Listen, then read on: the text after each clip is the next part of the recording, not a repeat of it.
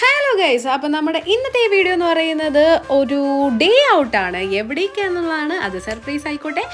അങ്ങനെ നമ്മൾ എല്ലാവരും കൂടെയാണ് പോകുന്നത്. ആതിര, അനുചേട്ടൻ, എൻ്റെ ബ്രദർ, ഞാൻ, രാഹുൽ, നമ്മുടെ കുഞ്ഞു ബേബൂസ്, നമ്മളെല്ലാവരും കൂടെ ആയിട്ടാണ് ട്രിപ്പ് പറപ്പിച്ച് പോകുന്നത്. എവിടെ നിന്നായിരിക്കും അല്ലേ? ഇത് നമ്മുടെ സ്വന്തം ബിനുചേട്ടൻ്റെ റിസോർട്ടിലാണ് ആദ്യം പോയത്. എന്നിട്ടായിരുന്നു നമ്മൾ ആലോചിച്ചത് എങ്ങോട്ട് പോകണമെന്ന്. പക്ഷേ ഇത്തവണ നമ്മൾ വന്നേക്കുന്നത് വെറും ഒരു സ്റ്റേക്കേഷന് മാത്രമല്ല ഗൈസ്, നമ്മൾ ശരിക്കും വന്നേക്കുന്ന ഒരു സ്വിമ്മിങ് ത്രില്ലിംഗ് മൊമെന്റ് ഉണ്ടാക്കിയെടുക്കാൻ വേണ്ടിയിട്ടാണ് ഗൈസ്. അപ്പോൾ എവിടെ പോകണം എന്നായിരുന്നു നമുക്ക് ആദ്യം സംശയം. ഫസ്റ്റ് ഓഫ് ഓൾ നമ്മുടെ ബഡ്ജറ്റ് എല്ലാവരിലും ഒതുങ്ങണം. അതെല്ലാവരുടെയും പ്രശ്നമാണല്ലേ, നിങ്ങളുടെയും നല്ല ഞങ്ങളുടെയും നല്ല എല്ലാവരുടെയും പ്രശ്നം അത് തന്നെയാണ്. അങ്ങനെ ഒരു ഐസ്ക്രീമൊക്കെ കുടിച്ചെന്ന് ആലോചിച്ചപ്പോഴാണ് പെർ ഹെഡ് ഒരു 250 1 അവറിലേക്ക് നമുക്ക് തരാമെന്ന് പറഞ്ഞാൽ നമ്മുടെ തിരുവമ്പാടി റെസ്റ്റോറൻറ്റ് നമുക്ക് മുന്നിൽ വന്നത്.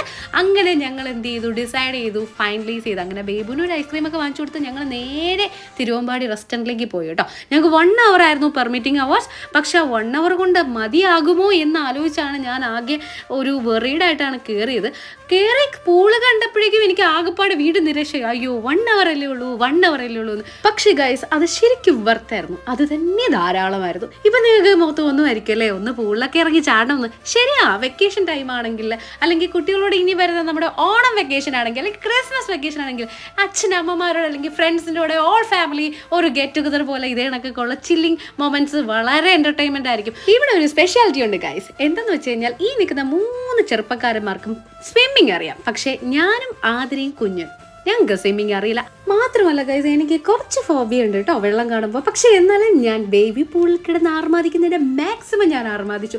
അവസാനം ഞാൻ പിന്നെ അവരുടെ നിർബന്ധത്തിൽ വഴങ്ങി ഞാനും കുറച്ച് ഇറങ്ങിയെങ്കിലും ഒത്തിരി അധികം അങ്ങോട്ട് പോകാൻ പറ്റില്ല. ഞങ്ങൾക്ക് ഭയങ്കര ബുദ്ധിമുട്ടായിരുന്നു. പക്ഷേ ലാസ്റ്റ് ഞങ്ങൾ വളരെ എൻജോയ്മെൻ്റ് ആയിരുന്നു. ശരിക്കും പറഞ്ഞു കഴിഞ്ഞാൽ ഞങ്ങളുടെ പ്രായം തന്നെ കുറഞ്ഞു പോകുന്ന എനിക്ക് തോന്നിയിട്ടുണ്ടായിരുന്നു. അത് മാത്രമല്ല, ഏറ്റവും വിറ്റായിട്ടുള്ള കാര്യം എന്തെന്ന് പറഞ്ഞു കഴിഞ്ഞാൽ, അങ്ങോട്ട് ഭയങ്കര ഡീസൻറ്റ് ലുക്കിലാണെങ്കിൽ തിരിച്ചു വന്നത് വെറും ഊള ലുക്കിലാണെന്ന് വേണമെങ്കിൽ പറയാം.